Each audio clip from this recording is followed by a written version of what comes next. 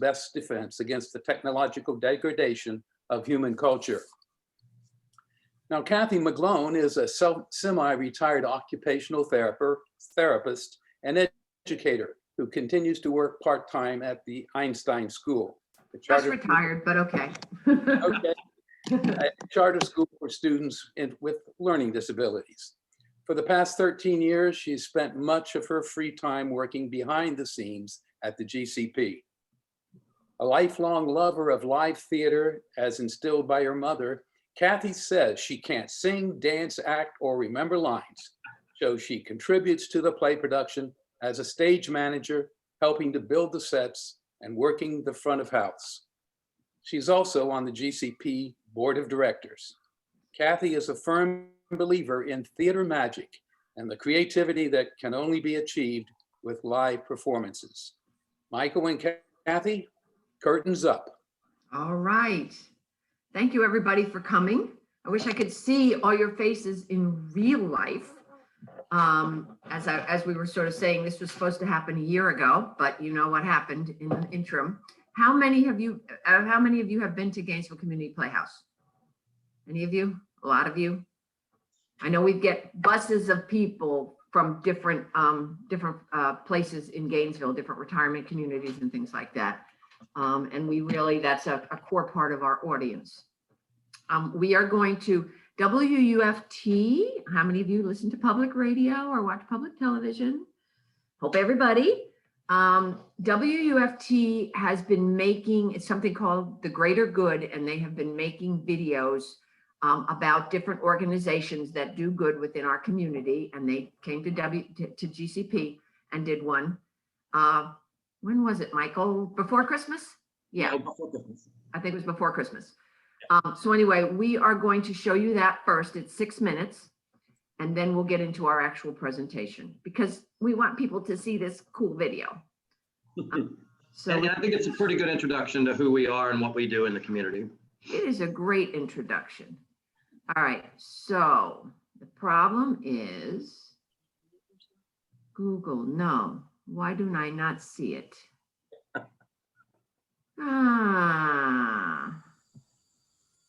All right, Julianne, you may have to do it because I don't see it on this share. Okay, I'm here. I'm gonna grab it. You're gonna grab it? Okay, thank you. I hate technology. Technological degradation of human culture. Yes, exactly.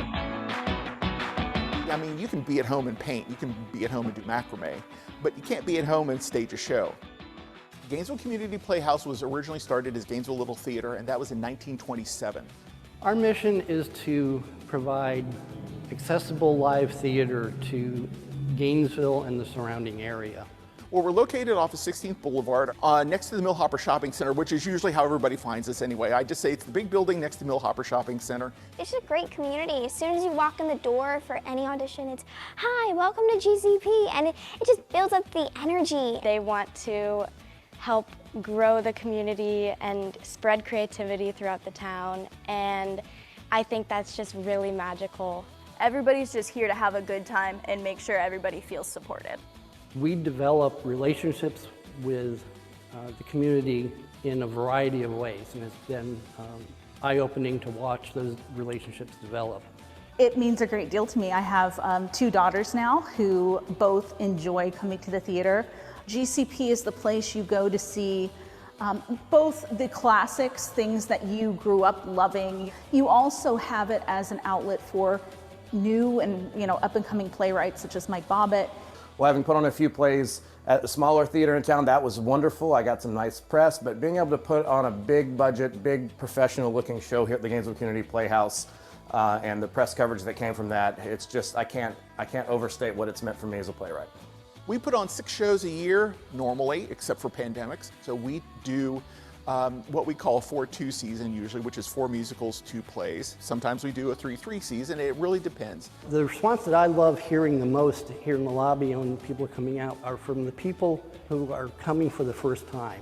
They're always surprised at the level of professionalism and quality of a show that we can put on here. This really is the unique thing about the Gainesville Community Playhouse. You can start out on day one and be a part of a community and a family and learn amazing skills from the most gifted artists you've ever met in your whole life, right here in Gainesville, right here at a world-class facility.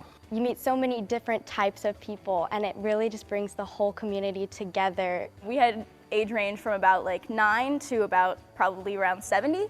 So working with that was really fun and really interesting, and it was definitely a learning experience. So the idea of, doctors and lawyers and teachers and accountants and stay-at-home moms kind of coming together at the end of the day to like create something is really great. That's what we're all about, is impacting people's lives by hopefully providing them a venue where they can come in and have fun. The Gainesville Community Playhouse is staffed with workers, with doers. If you work out in the lobby, if you work backstage, if you're an actor, if you're a director, anything, you're always just a part of the community and a part of the theater.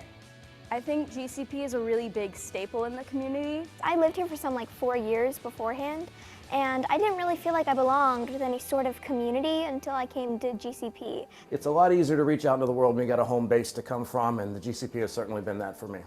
I really love this, and this is what I want to do with my life. And I feel like GCP is really the first place I realized that. I mean, as kids, we learned a lot from not even just doing theater, not like the dancing and singing and the acting. Obviously, we grew as performers, but we also grew as people and learning how to manage our time. I was talking to one of the parents that were here. I said, you bring your kids here every night, you do this. I said, is it really worth it and all that? And she looked at me and she said, Jerry, I know where my kids are, I know they're safe, and I know they're having fun. Yes, it's worth it. Those are the things that the donations and the support really tell us, is that we're doing something right, and we're supporting and we're providing a resource to the whole area that they can take advantage of. It makes my heart feel really good to be able to contribute to an organization that I have such a personal and long-standing commitment to. So COVID obviously was a big impact to us. It meant that we had to shut down all of our operations. We were in the middle of getting ready. We were a couple weeks out of having a show that was ready to go up. We had to stop that, and we're hopeful that we'll have something later this year. And right now, the best support, of course, is donating, and you can do that through our website. Our website is www.gcplayhouse.org. Go on there, get your tickets, find out about auditions.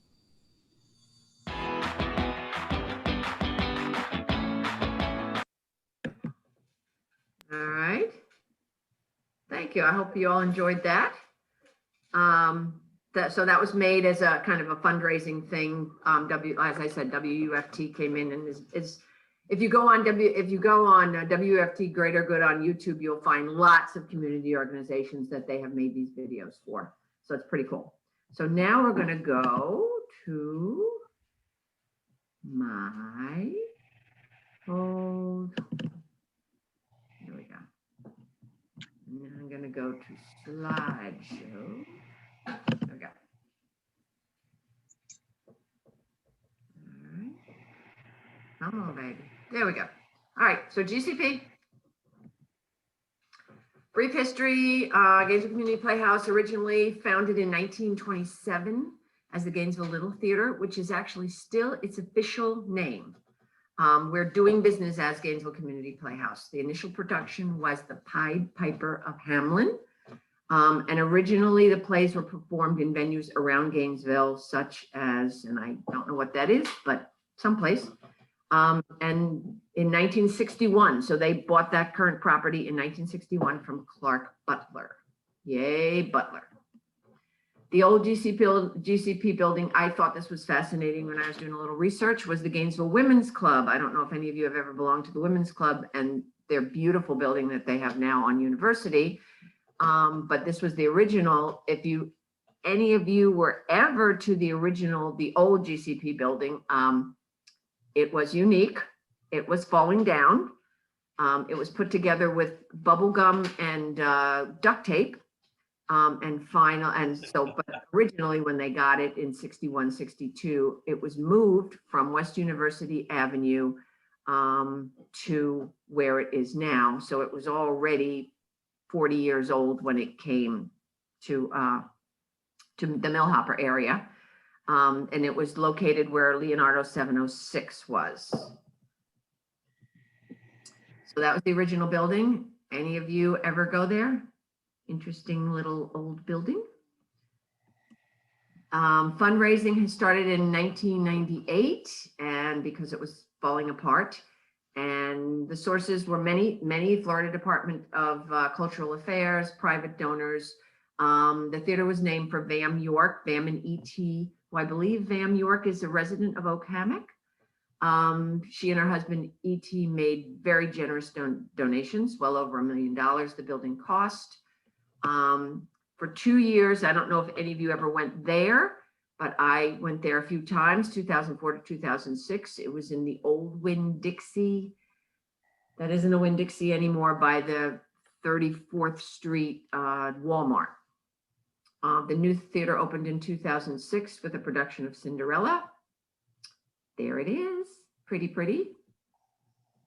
Structure, we only have 2 paid employees, and they are very part-time. One is the technical director. It's a guy by the name of Dan, and he's the one that makes sure that the sets are built, that we have lights, that we have all the technical stuff. And then we have a house manager, and she is the person who makes sure that we have ushers, ticket takers, personnel on the day of the show. Again, everybody else is volunteers. She's the one that makes sure there are snacks there to sell if you happen to buy snacks. There is an 11-member board of directors. I am a member of the board of directors, and I'm the secretary. And then there is an executive committee, which Michael is a part of. And those are the people that do the things like this, hands-on stuff, make decisions, get stuff done behind the scenes, reach out, that kinds of stuff. Volunteers are essential. Everything is performed by volunteers, everything from building the sets to being the ushers. Directors, the assistant directors, the choreographers, the music directors, and Michael's going to talk all about that stuff. Sets, light designers, operators, costume designers, costume creators, all of that is done by volunteers. There's a budget that the board comes up with, and directors have to live within that budget. So we do a lot of recycling of stuff, or people bring their own, their own clothes, things like that. We get performers, I think it said in the video, literally from little kids, 5, 6 years old, up to people that are seniors. Some of them have never even been on stage before. But we try to fit everybody in some way, shape, or form who's interested. Okay, Michael Presley Bobbitt. Hey guys. Let's see. So I know so many of you came over on buses from Oak Hammock to see Sunset Village, which was my first pretty big hit play. I had written a few before then, but this is the one that really sort of caught the attention of the community. It had an off-Broadway run in New York City. Then it came back and had a run at the Crosstown Repertory Theater, and then had another run at the Gainesville Community Playhouse. And it's scheduled to play at 3 more theaters across the state this year, in the Florida Keys, in the Delray Beach area, and in the Naples area. So this thing has really just taken on a life of its own, and continues on and on. And I have written a sequel to it called Return to Sunset Village, which we're not officially announcing it yet, but you're likely to see it in the upcoming season at the Gainesville Community Playhouse. So because there was so much interest, I thought I would just walk you through how you start with an idea in your head to seeing it on stage. Being a playwright I didn't grow up thinking, geez, I'm going to write plays. I wrote a play to try to impress a girl, and it went pretty okay. And so here's how it normally works when you're a playwright. You write a play, no one ever sees the play. It's impossible to get a play produced. You either have to send your play off to contests around the country and hope that they'll randomly pick your play out of the 10,000 other terrible plays that people have written and sent somewhere, or you can join an organization, dig in, and sort of slowly build your reputation and hope that eventually they'll take a shot on you. That's how I tried to become a playwright. Couldn't get any interest from anyone, so I rented an old building on 6th Street and renovated it myself and built a theater with my own money and put the thing on. And I'm not sure it was all that great of a play. It was called Across the River. It was my first play, but it was a gigantic hit. We sold the thing out all the time, and we raised a little bit of a ruckus. And then it was easier to get other theaters to take me seriously. So then I said, well, if I'm going to be a playwright, I ought to dig in and learn how to really do this. So I spent a number of years volunteering at local theaters, learning how to design lights, how to run lights, how to sweep the floor, how to build sets. And I did everything I could to make myself invaluable to these organizations so that when I came to them with my next play, Trailer Park Elegy, they were happy to put it on. And it was a runaway hit. At the time, set attendance records at the Acrosstown.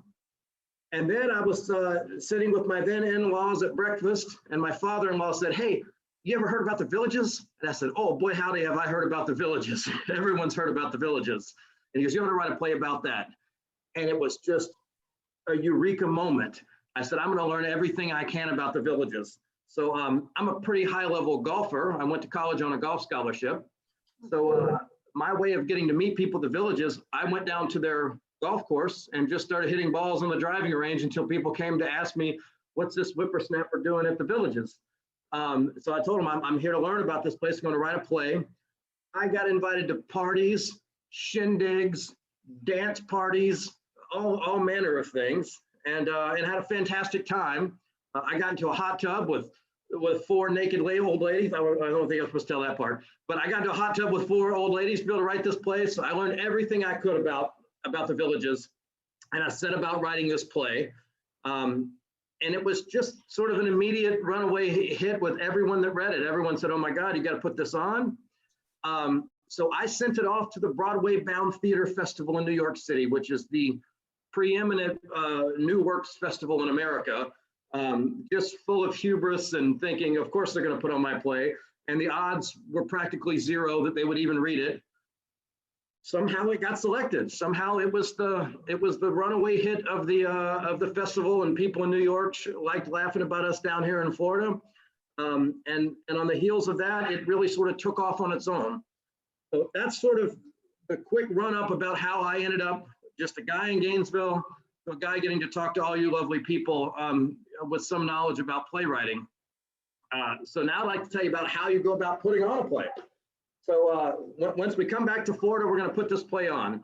Well, I decided I was going to try to direct this thing myself. So you got to go about casting. And one of the great things about the Gainesville Community Playhouse is that we really are a community theater. We generally have open auditions, and we invite everyone to come out and take a shot at getting these roles. And we have a remarkable talent pool here in Gainesville. I'm continually blown away. Having produced 2 of my plays in New York City now, and having had to pay out of my pocket to pay professional actors for one of them, I can tell you there is not a significant difference in the level of quality you can find right here in the Gator Nation compared to New York City. That was really one of the most striking things I found in all the time I've spent in the city up there putting on plays, is that they do have world-class facilities. There are probably more world-class actors there and dancers and musicians, but I'll put the best that we have here in Gainesville right up with the best there in New York City all day long. So we arrived at this amazing cast. We were lucky to get Shamrock McShane, one of the preeminent actors of our time. We were lucky to get Anna Marie Kirkpatrick to play the 2 lead roles, and they had electrifying chemistry. So those of you who saw the play saw it looked like they had been lovers for 30 years. In fact, they had been putting on plays together for almost 30 years and have had a deep, abiding, non-romantic friendship all this time. So it was pretty easy when I found these 2 stars that were so electric together. It was easy to turn over the burden of carrying the show to them. So now we've got a cast. We've got a place to put on the theater. Then we got to build a set. So you got to find someone who knows how to do that. Luckily, our technical director, Dan Christophe, is terrific at it. And my dad was a carpenter, so I know a lot about building. So Dan and I and some of our help, Kathy, some others, Kathy included, built an entire Sunset Village world inside of the GCP. But if we came in, if you'd been to the Villages, you say, I know where I'm at. That looks like the Villages. We had a golf cart on stage. It was really something special. Well, just to sort of give you an insight of all that's required to put on this show. So I've written a play now. I found the people to be in the play. We found the place to put on the play, and we've built a set. We're still not close to putting on a play. We have to figure out who's going to do the lights. Building a lighting design to help really immerse people into the world of theater is an integral part of what we do. Kathy mentioned in Kathy's bio, she talked about the magic of theater. And really for me, it's everything. When the lights go down and they're about to come up on the scene and you're about to be immersed into a new world, those few moments of sitting in the dark there where anything is possible, that to me is utterly magic. And there are a few other art forms or experiences in the world that have the ability to transport me out of my life than when the lights are about to come up at a theater. So we got a lighting design, and that's a long, laborious technical project to be able to light each scene in such a way that it helps complement what you're doing. Then we have to have a sound design. If you were to sit through a show and have no music, no background, no sound effects, it would feel pretty stale, because in our lives we have music, we have the sound of opening and closing doors and phones ringing. And then at our big theater, we have to have lavalier microphones so that you can hear them. All of that is a remarkable technical undertaking. And it's made easier at the GCP by a host of volunteers who are just terrific at it, and by world-class facilities. Again, having put on shows in New York City, I can tell you that the Gainesville Community Playhouse's technical capabilities rival many of the off-Broadway houses I've seen in New York City. So you can go a lot further away and spend a lot more money to see a show, but you'll be hard-pressed to find a more fantastic place to see a play than the Gainesville Community Playhouse. So now we've got a play written, we've got actors, we've got a set, we've got a sound design. Now we need people to help behind the scenes, the people behind the curtains, making it all happen. We got to get a crew. That starts with a stage manager. Stage manager is a thankless, difficult job. They're in charge of herding all the cats involved in a theater production. I was fortunate to have a wonderful stage manager named Ann Rapopolo, one of my longtime artistic crushes. We spend lots of time working together. They make the schedule. They keep in contact with everyone. They work out all the scheduling conflicts. And then during the actual show, they're on the headset, the microphone with the tech booth to run every little scene. They do a thing called what's calling the show. So while you're sitting out in the audience watching the show, there's a technical wizard with a headset telling everyone when to do this, when to do that, when to go, when to hit a lighting cue, when to hit a sound cue. That's one person's job. And in 100 years, I could never do that. I'm a scatterbrained, big idea kind of guy. And the kind of technical precision required to put on a big budget show is just astounding to me. So we've got our lead tech person. Then we have to have people to bring things in and off the stage. People up in the lighting booth to actually make the lighting cues happen, to turn on a microphone as someone comes off the stage, and to turn it off again after they walk off so that you don't hear them in the background talking about what they had for lunch. That's a challenge, a person to run all those cues and to make sure the microphones are working, and another person to run the lighting cues. It's a remarkable undertaking. So now we've got all the things we need to be able to put on a show. Then we need people to run the theater so that when you get there, you can buy your ticket, you can get a beverage, you know where to go. We have ushers, we have ticket takers, we have front of house personnel. So I said all of that to say, it really is a total immersive community experience. I think as a playwright, I've gotten a whole lot of attention and a whole lot of press coverage and a whole lot of accolades for writing these shows.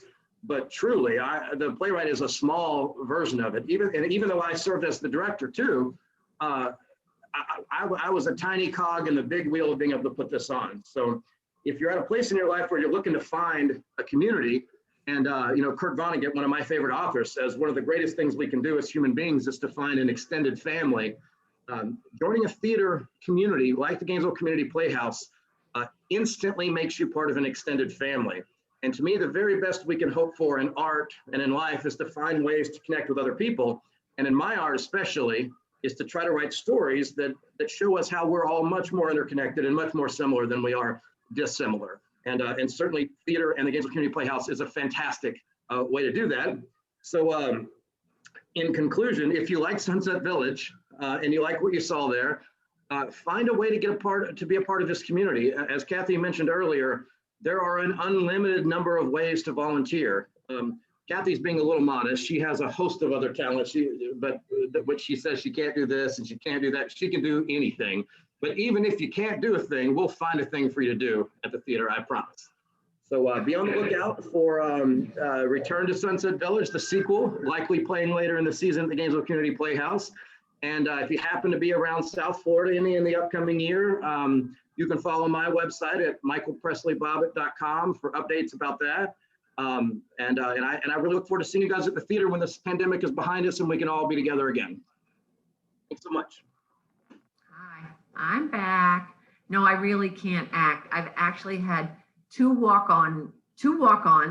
One I got to walk on at the end of Hello, Dolly as a painter, and one I got to play a bellhop in Nice. many years ago. I just had to change from my stage manager black. Stage managers and people backstage were black into my bellhop costume. But that's it. I can't do anything else. I'm sure it was an electrifying bellhop. I'm sure it was. Yes, amazing. I did grow up acting a little in high school and college and singing a little. So I think that kind of, it helped that I knew a little bit about theater before I started writing plays to impress that girl who I eventually got to marry me. But you don't have to be able to do that. I have a little bit more to show on the PowerPoint. Okay, so here we go. Come back up. And I'm happy to answer any questions when we get to that. Yeah, now we're gonna get to questions. Come on, baby. Okay, so there we go. Come on, go to the next thing. All right, it doesn't want to go to the next thing. So let me go back to the original PowerPoint. Technology. Doesn't want to move, Michael. You stop the show. Do I have to sing and dance while you're figuring it out? You might. No more questions, please. No more tests. No more curses you can't undo. Left by fathers you never knew. No more tests. All right, there you go. All right, so now it won't go to the slideshow. I hate technology. All right, questions. Okay, because I did want to share with you. Maybe just close PowerPoint and reopen it again. I have to. I'll keep soft shoeing here. Let's see if it's doing it now. Nope. Close the PowerPoint. I hate technology. Stop share. Close that out. So while she's figuring that out, I'll give you the quick synopsis. So, you guys that saw Sunset Village. The synopsis for that play was, in Florida's most notorious retirement community, a recent widow was pulled into a senior citizen neverland where venereal disease rates are the highest in the nation and sex, drugs, and rock and roll never die. So if you get to see Sunset Village, that's what you're going to see. And if you get to come see Return to Sunset Village, in this play, an unscrupulous developer has pushed their retirement community to the brink of environmental collapse. So Edna and her friends wage an all-out war for survival. So it's twice as wild as the first play, and deeply human and crushingly sad in some places. And I'm really excited to share it with you. I think it's some of the best writing I've ever done. And all right. Can you guys see this? Can you see what I have up now? Nope. Nope. Okay. Just your lovely face. Just my lovely face. Okay. What I want to share is about what we have upcoming. I hate technology. It won't even let me close it out. Okay, we just want to tell us about it? Okay, that's what I'm gonna do, because now we're at launch meeting. You better quit before your okay, all right. Burns off. So I'm just gonna quit while I'm ahead. What we have upcoming, as you guys probably have figured out, is that COVID has affected us a great deal, and We have been able to put on 2 shows so far with very, very, very limited seating.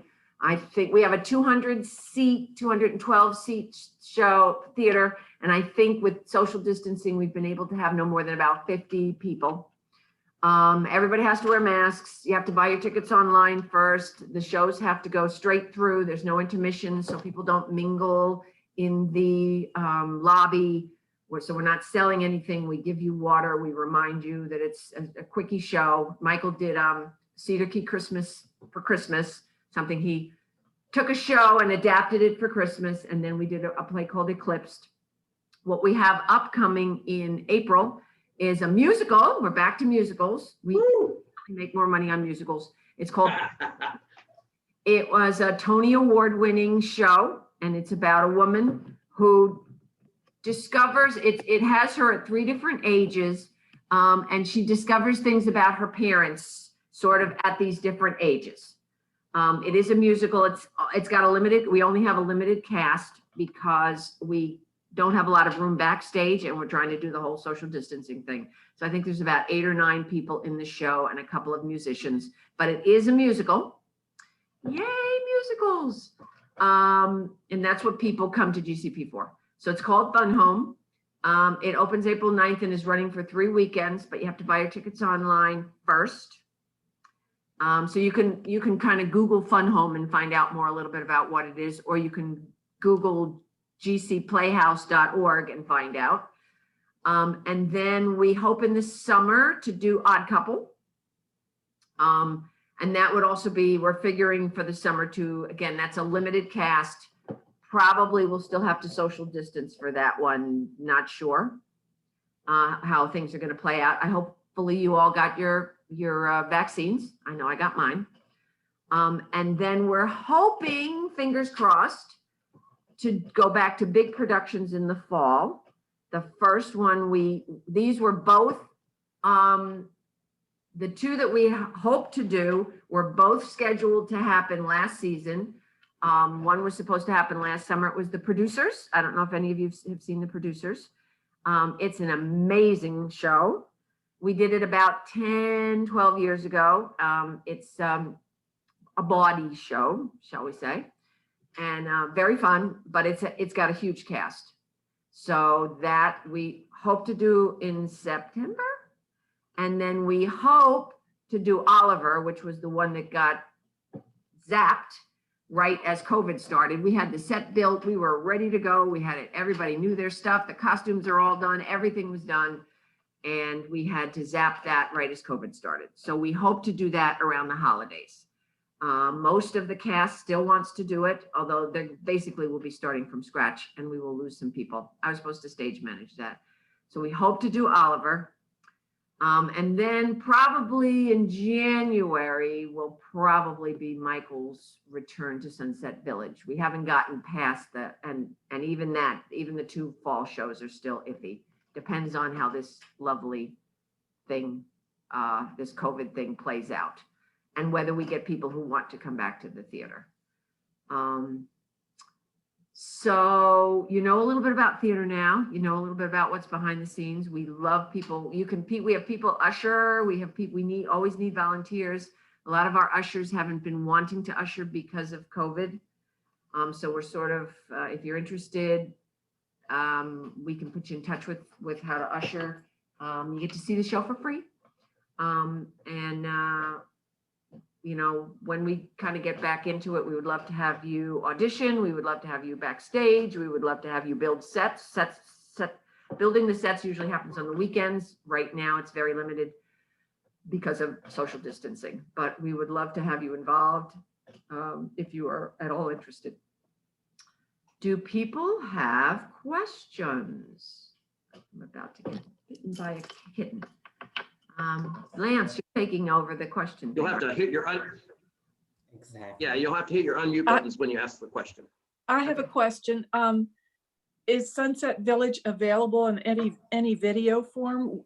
We're new to Okamic, so we have not been here to take advantage, and I'm wondering if there's any way to view Sunset Village. You know, we didn't make a high quality professional video of the performance at the Gainesville Community Playhouse. I do have a video of a production that we did at the Crosstown Repertory Theater. And I'll tell you what, I will get that uploaded to the internet, and I will make a link available.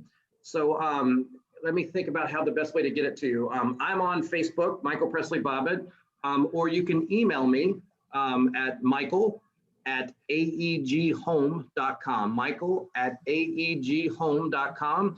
If you'll send me an email and saying that you want to see it, I'll make that available to you. I'm generally opposed to videos of plays because the magic of the exchange between the people in the audience and it's not the same. But I would also love for you to be able to see the story, and so that you can get really excited about coming to the sequel. And I'll tell you, these shows sell out way ahead of time. So once we announce that the sequel's up, get your tickets quick so that we can see you there. But yeah, if you'll send me a Facebook message or an email, I'll make sure to get you a copy of a way to see it. Oh, thank you so much. I know. Yes. Michael, I know when the play was at the Crosstown Repertory Theater, we had several over there. If you're able to send me a link, I can make it available to the ILO. I'll do that. It'll probably take me 2 or 3 days to go get it out of my other house in Gainesville. I'm here. I'm at my island house in Cedar Key. I'll upload it to YouTube, and I'll send you a link. Okay, great. I'll have it perfect. Julianne? Julianne? Yes, I'm here. Okay, got a question here. I got a comment and a question. In my experiences at the GCP back in the 70s and the 80s, one of the scariest things, we never had understudies. And it was scary. As a singer, I experienced many times I was backstage and with no voice. I had a vaporizer and I was squeezing lemons and sucking on them just to be able to go on stage and to try to get through a number. Is that still the case? No understudies? That's really a handicap.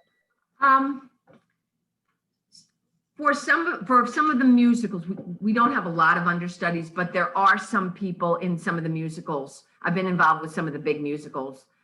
Sometimes we actually have, like in Beauty and the Beast, we double cast for both the Beauty and the Beast.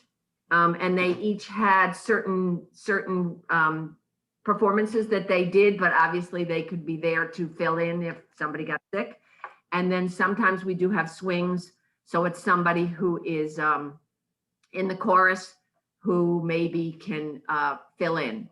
So we try to do that in the bigger musicals, yes, because as you said, sometimes people always get sick. I mean, always. But for the smaller shows. Go ahead. Yeah, I would say that's not the norm. For the big shows where we've got a lot of money invested, we try to do some of that, but still it's a high wire act. And to me, that's part of the charm, is that so much has to go right to get a show right, and so much can go wrong that we're all trapped on this high wire act together without a net. And to me, that's what makes theater totally not replicatable anywhere else. Yeah, there have been things, people have had seizures, people have had asthma attacks, people have fallen. We've had the director had to go on one time for a cast member who got stuck in traffic. She was in Tampa to do something and she was coming back for a matinee. So, and she just kept texting, thank heaven for texts. I got a great story about that. It made it much easier because we've had people that have been, we've sent people to go wake people up.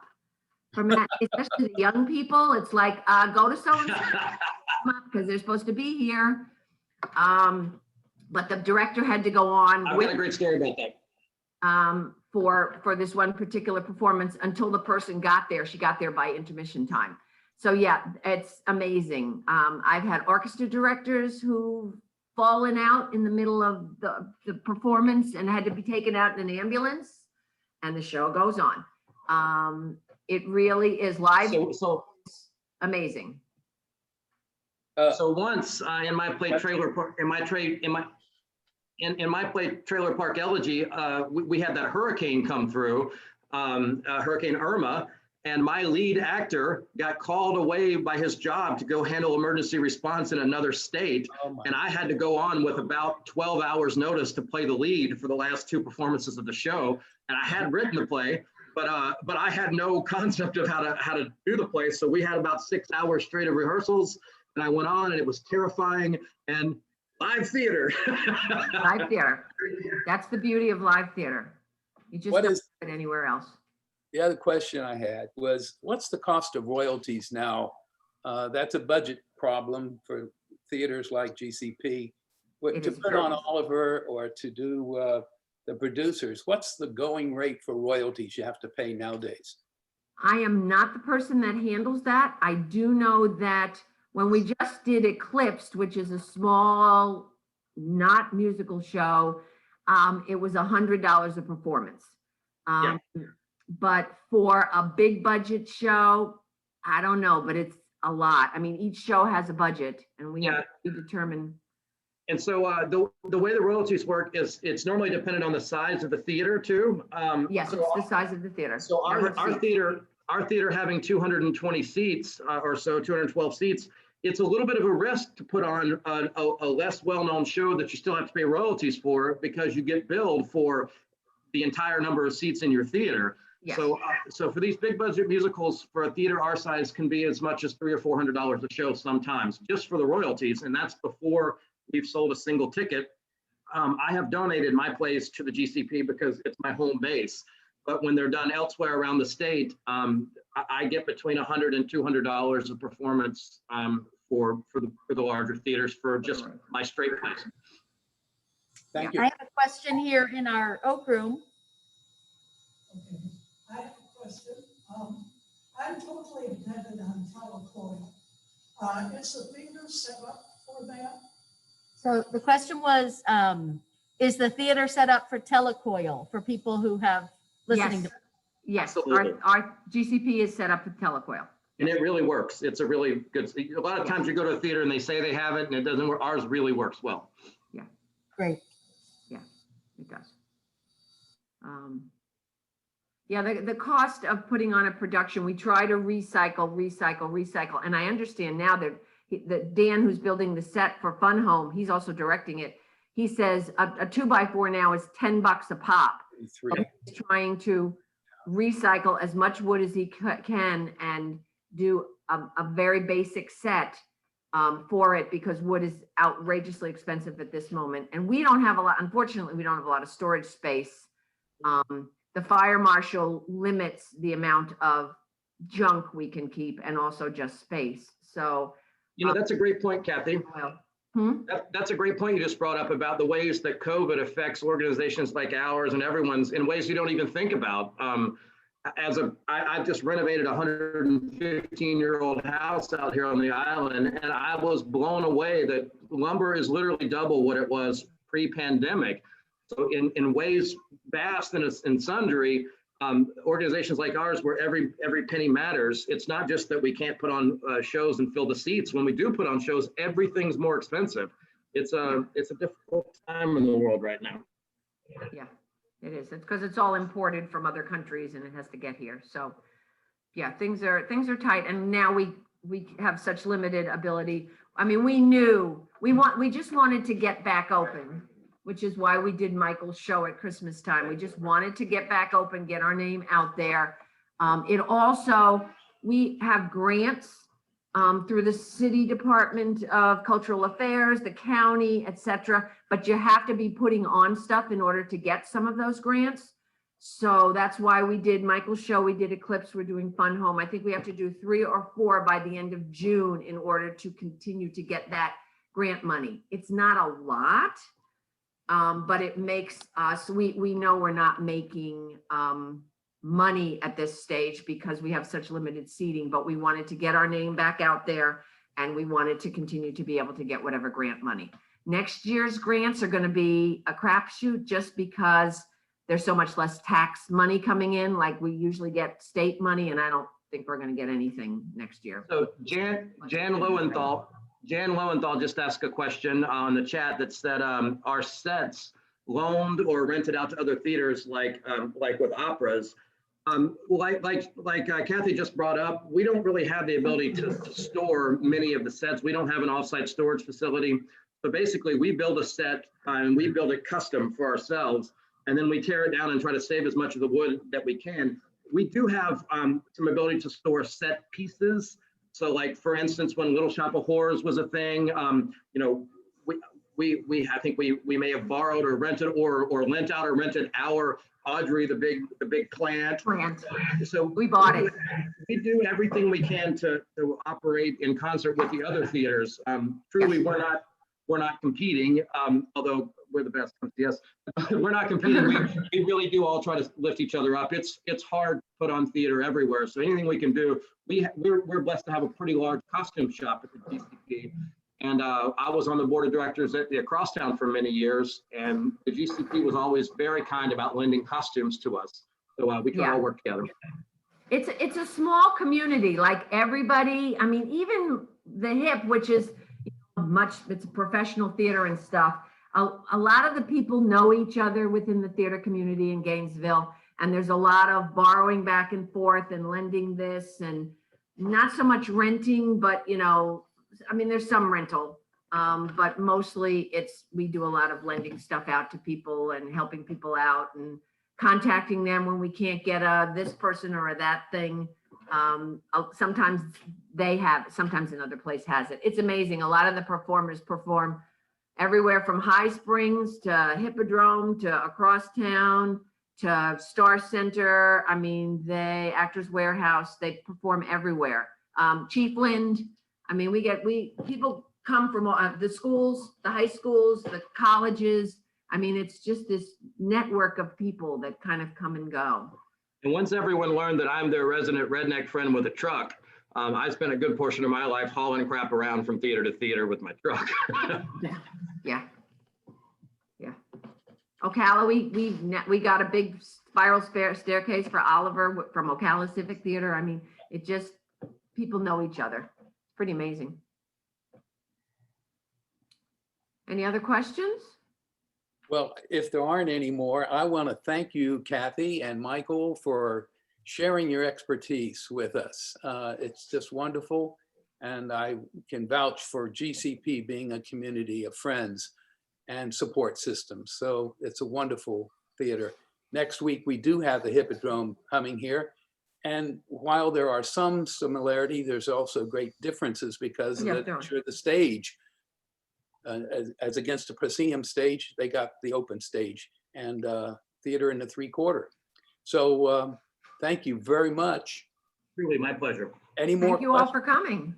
And please come out to theater anywhere. Please patronize theater. It's such an incredible thing. Movies are wonderful, but there's nothing like live theater. And I'll get that link to Julianne so that you can see Sunset Village in a very stripped down form. It was a festival version of the place, so limited sets, but it'll give you an idea of the storyline, and we'll get you geared up to come buy a ticket for Return to Sunset Village soon. Thanks so much. Thank you so much for coming, everybody. Bye-bye, everybody. All right. Bye. Stay safe. You.